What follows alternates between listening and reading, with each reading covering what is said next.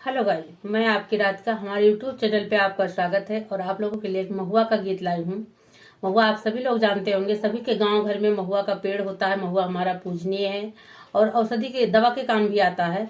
तो हम उस महुआ के बारे में दो गीत गुनगुनाते हैं। आप लोग मेरा सपोर्ट करिएगा। अगर आपके नहीं चल पाएंगे हम, तो आप लोग मेरा सपोर्ट जरूर करिएगा। तो चलो गीत गुनगुनाते हैं, आप लोग आनंद लीजिए।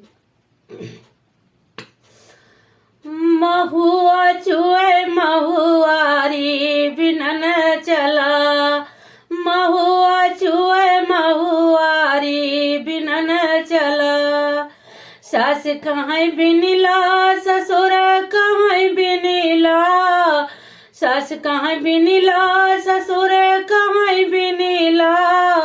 सैया मरई सनकारी भीतर चला, सैया मरई सनकारी भीतर चला। महुआ चुए महुआरी बिनन चला।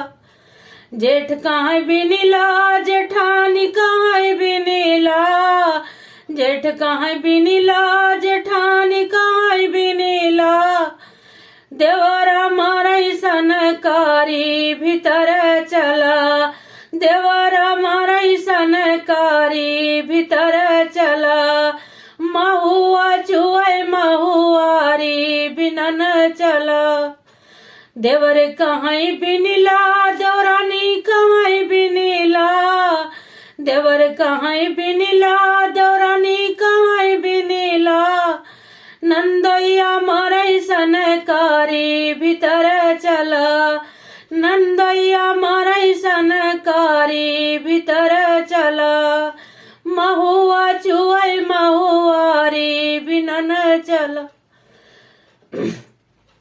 महुआ चुए महुआरी बिनन चला, महुआ चुए महुआ